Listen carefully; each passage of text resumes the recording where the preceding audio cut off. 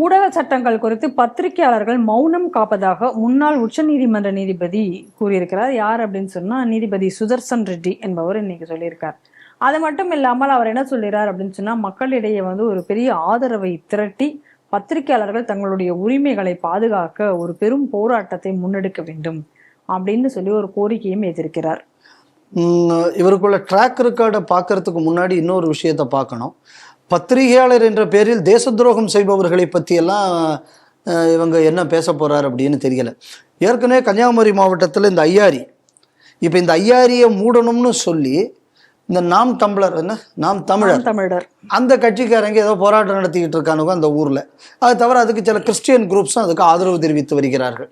அது என்ன அப்படின்னு சொன்னால், இந்த மானசைட், இல்லுமினேட், இந்த மாதிரியான சில ஹெவி மெட்டல்ஸை எக்ஸ்ட்ராக்ட் பண்ணுறது. அந்த மணல் எடுத்து அந்த மணலை ப்ராசஸ் பண்ணி அதை எக்ஸ்ட்ராக்ட் பண்ணக்கூடியது தான் அந்த ப்ராசஸ். இது நம்ம நாட்டோட கிரிட்டிக்கல் டெக்னாலஜிஸில் ஒன்று, கிரிட்டிக்கல் மினரல்ஸ் இந்த நாட்டில் பல முக்கியமான சில விஷயங்களுக்கு அது தேவைப்படுகிறது. இன்னும் சொல்ல போயாச்சுன்னா தோரியத்துக்கு அது ஒரு பிரயோஜனமான ஒரு விஷயமாக இருக்கும். இது நாளைக்கு நம்மளை ஒரு அட்டாமிக் சூப்பர் பவராக நாளைக்கு இந்தியாவை கொண்டு வருவதற்கு இதுக்கெல்லாம் ஒரு அடிப்படை தேவைகளில் ஒன்றாக இது இருக்கிறது. இதை இவர்கள் தொடர்ந்து எதிர்த்து வருகிறார்கள். அப்போது ஃப்ரான்ஸில் இருந்து 2 பயலுக வந்தான். இந்த 2 பயலுக என்ன பண்ணான் அப்படின்னு சொன்னான்னா, அதில் சில இடங்கள் ரெஸ்ட்ரிக்டட் ஜோன், ஃபோட்டோகிராஃபி ப்ரொஹிபிட்டட்னு போர்டே போட்டு அவன் என்ன பண்ணுறான், அங்கே போய் ஃபோட்டோ எடுக்க போகிறான். ஃபோட்டோ எடுக்க போனோம்னா உள்ளூரில் உள்ள மக்கள் அந்த தகவலை சொல்கிறாங்க. அந்த தகவலை சொன்னவர்களும் கிறிஸ்தவர்கள். அது நல்லா தெரிஞ்சுக்கணும். ஏன்னா அந்த உள்ளூர் கிராமத்துக்காரனுக்கு அதனால் பாதிப்பு இல்லைன்னு தெரியும், மனசாட்சியோடு இருக்கான். அதனால் அந்த மதத்துக்காரன் மட்டும் வெறும் தப்புன்னு நம்ம சொல்லப்படாது.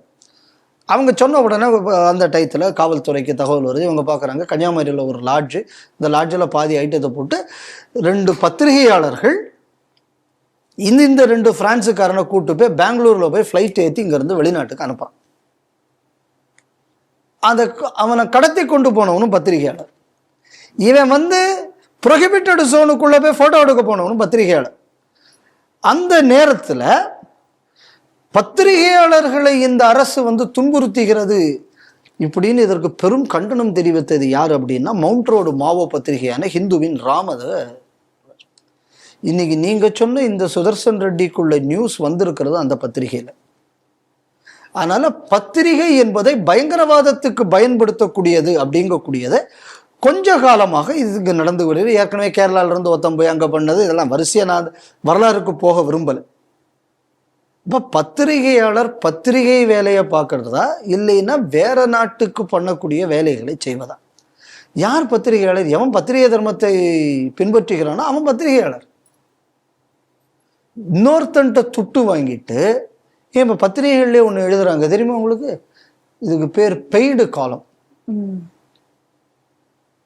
அதாவது என்னன்னா ஸ்பான்சர்டு காலம் அப்படின்னு எல்லாம் எழுதுறாங்க. அப்ப நீங்க எப்படி பத்திரிகையாளர்? அப்ப நீங்க அவனுக்குள்ள அட்வர்டைசர்னு சொல்லுங்க, கரெக்ட், இல்லைன்னா அவனோட ப்ரமோட்டர்னு சொல்லுங்க. அப்ப பத்திரிகைங்கக்கூடிய ஒரு தகுதி வரணும் அப்படின்னா யூ ஷுட் பி அன்பயஸ்ட். கண்டிப்பா you should have the welfare of the people. நீ எந்த நாட்டில் இருக்கியோ அந்த நாட்டோட சட்டத்துக்கு நீ கட்டுப்பட்டு இருக்கணும்.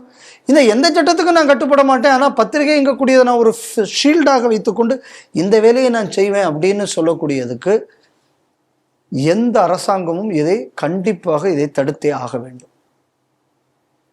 இந்த மாதிரி தொடர்ந்து வேலை செய்துக்கிட்டு இருந்தாச்சுன்னா அந்த பத்திரிகைக்குள்ள லைசன்ஸே கேன்சல் பண்ணும், அவங்களுக்கு RNA அப்ரூவலை கேன்சல் பண்ணும். ஏன்னா ஒரே ஒரு விஷயம் என்ன அப்படின்னா, டெமோக்ரஸியோடு பில்லர் ஜேர்னலிசம்ங்கிறீங்க. அந்த டெமோக்ரஸியை உடைப்பதற்கு அது பயன்படுமே. ஆனால் அது எப்படி ஜேர்னலிசம் கூடியது? அது டெமோக்ரஸியை பாதுகாத்தா தானே அது ஜேர்னலிசம். ஆமாம். இப்போ டெமோக்ரஸியை உடைக்கிறதுக்கு அது வேலை செய்ததுன்னா it is not a pillar, it is a bulldozer. So to safeguard democracy you need to demolish this one. இந்த மாதிரியான ஒரு கண்டிப்பான நடவடிக்கை அரசாங்கம் எடுக்க வேண்டும். இப்போ இதை கொடுத்திருக்கிறவர் சுதர்சன் ரெட்டி, YS ராஜசேகர ரெட்டி குடும்பத்துக்கெல்லாம் ரொம்ப வேண்டப்பட்டவர். அப்பவே இவருக்குள்ள பேக்ரவுண்ட் என்னன்னு நம்ம தெரிஞ்சுக்கலாம். ரெண்டாவது, இவருக்குள்ள இன்னொரு முகம், அரசியலுக்குள்ள முகத்துக்கு வரத்துக்கு முன்னாடி நம்ம தெரிஞ்சுக்கணும். இவர் கடைசியாக கொடுத்த ஜட்ஜ்மெண்ட் என்ன தெரியுமா? அதாவது அவருக்குள்ள சூப்பர் அனிவேஷனுக்கு முன்னாடி அவர் கொடுத்த ஜட்ஜ்மெண்ட்டு, நக்சல்களை ஒடுக்குவதற்கு எல்லா இடத்துலையும் போலீஸ் போட முடியாத சூழல். இன்னைக்கு அமித்ஷா அவர்கள் வந்து செய்தார். ஏன்னா அமித்ஷாவை மாதிரியான ஹோம் மினிஸ்டர்களை காங்கிரஸ் வளர்க்கலையே. பாகிஸ்தான்காரன் கள்ள நோட்டு அடிக்கிறதுக்கு மிஷின் கொடுத்ததை நியாயப்படுத்தின ஹோம் மினிஸ்டர் தானே காங்கிரஸ் வளர்த்தது. பாகிஸ்தான்காரன் இந்தியாவில் வந்து குண்டு வைப்பான், குண்டு வச்சதுக்கு ஹிந்து டெரரிசம்னு பேர் வைக்கிச்சுக்கு, அதாவது இந்தியர்களையே பாகிஸ்தான்காரன் வந்து வச்ச குண்டுக்கு இல்லை இந்த குண்டை வச்சது இந்தியாவில் இருக்கக்கூடிய ஹிந்துன்னு சொல்லி ஹிந்து டெரர் என்று கண்டுபிடித்தவர்களைத்தானே ஹோம் மினிஸ்டராக வச்சுக்கிட்டு இருந்தது. அதனால அந்த அரசாங்கம் எந்த லட்சணத்தில் இருக்கும் நம்மளால புரிஞ்சுக்க முடியும். அப்படிப்பட்ட காங்கிரஸ் என்ன பண்ணிச்சு அப்படின்னு சொன்னால், நக்சல்களை பல ஊர்களில் தடுக்கிறது கஷ்டமாக இருக்குது. அதனால என்ன பண்ணாங்க அப்படின்னு சொன்னான்னா, அந்த ட்ரைபல்ஸுக்கு ஆயுதம் கொடுத்தாங்க. தற்பாதுகாப்புங்கக்கூடிய பேரில் சால்வா ஜுதூம் அப்படிங்கக்கூடிய பேரில் அந்த அமைப்பை அவங்க பண்ணாங்க.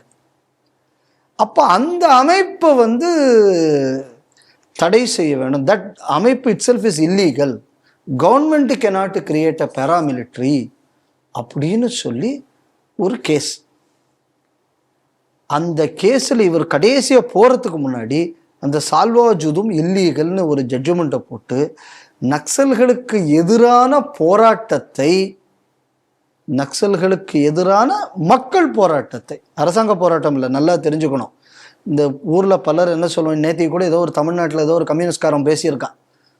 என்ன அப்படி, யார் அந்த நக்சல்கள், அவர்கள் வழிமுறையை நாங்கள் ஏற்கவில்லை, ஆனால் உண்மைக்குமே அவங்க தான் பழங்குடியினர், அவர்களின் உரிமைக்காக அவர்கள் போராடுகிறார்கள். இல்லை ஒரு விஷயம் என்னென்னா, இந்த நக்சல் தலைவர்கள்னு பார்த்தாச்சுன்னா பெரும்பாலியாக அதில் வந்து சரண்டர் ஆகக்கூடிய தலைவர் மேக்சிமம் பிராமண பயலாக இருப்பான், இல்லை ரெட்டியாராக இருப்பான். ஏன்டா இந்த தலைவர்கள் அவ்வளோ பேர் இந்த ஜாதிக்காரன் அப்படின்னா நம்ம இப்போ என்ன சொல்லணும் அப்படின்னா, இந்த ரெண்டு பயல்களும் இப்போ அந்த பழங்குடியினரை வந்து எக்ஸ்ப்ளாய்ட் பண்ணுறான்னு அர்த்தம். இப்போ அவனுக்குள்ள போராட்டம்னு அவன் சமுதாயத்திலிருந்து இல்லை தலைவரை வந்திருக்கணும். இவன் எப்படி அங்கே போய் தலைவரானா? அப்போ இது மக்கள் போராட்டம் இல்லையே, அந்த மக்களை போராட தூண்டியது இவனுவன் தானே அர்த்தம். அதுக்கு அர்த்தம் கண்டிப்பா, அதுக்கு அர்த்தம் அதானே. இப்போ இந்த சால்வா ஜுதூம் இந்த போராட்டத்தில் இதுக்கு அந்த நேரத்தில் வந்து அந்த கேஸில் இவர் வந்து இப்படி ஒரு ஜட்ஜ்மெண்ட்டை எழுதி அந்த போராட்டத்தை ஒழிக்கிறார்.